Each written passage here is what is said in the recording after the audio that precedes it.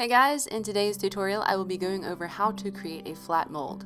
These molds are great for casting simple flat prosthetics like the ones you'll see. And I will be using a lot of these prosthetics I created in upcoming makeup, so I thought this video would be a good reference. I started off with a sculpting process. Onto a flat piece of plexiglass, I sculpted a few different designs. And I used an oil-based clay called Chavant for this. There are a few different versions of this clay based on how hard the clay is, and the version that I'm using is the medium. The plexiglass is from Home Depot. Any home supply store should have it, and I paid around $5 for it. But honestly, most flat, smooth surfaces will work for you. If you guys would like to see a more in-depth sculpting video, please let me know in the comments. I can share some of my favorite sculpting tools, as well as give you some tips on adding textures. Next, I walled up my sculptures using hot glue and cut down foam poster board. Don't have any video footage of this, but it's really simple to figure out. I cut down the strips of foam board and glued them in place with hot glue. After spraying the sculpts with 3 layers of crystal clear, it's time to start adding the Ultracal. I mixed up a batch of Ultracal, and I like to eyeball it when I'm mixing up Ultracal. There's no correct ratio.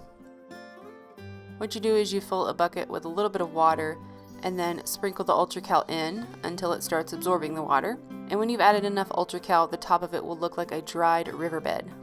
And that's how you know it's ready. Then you go ahead and mix it up. I brushed the Ultracal onto the sculpts with a chip brush. And this first layer is the most important. It's called the beauty coat. You want to make sure to take your time applying it and make sure there's no bubbles in the Ultracal. Otherwise, you'll lose all your details. Once the beauty coat was in place, I used a chip brush to drizzle the Ultracal onto the sculptures. I guess drizzle is the best term for this, but I dipped the brush into the Ultracal and then flicked it into the mold.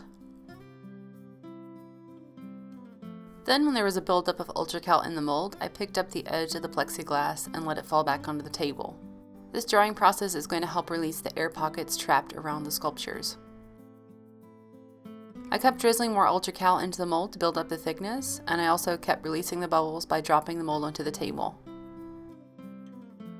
I added a few more layers of the Ultracal to make sure all the sculpts were fully covered and the mold was thick enough. You could also reinforce the mold by laying burlap into the Ultracal.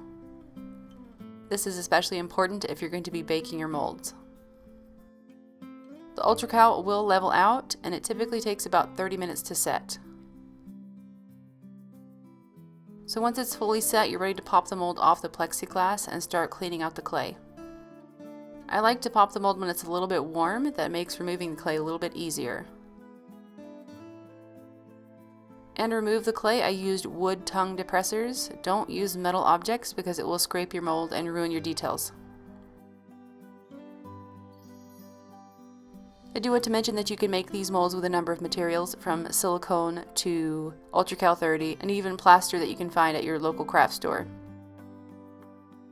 As you can see, these molds are really easy to make, and you can create some really cool prosthetics. So I hope you guys enjoyed this tutorial, and if you did, make sure to subscribe and give this video a like. Also, make sure to check out my video from yesterday, and I will see you guys tomorrow in a new video. Now get to molding.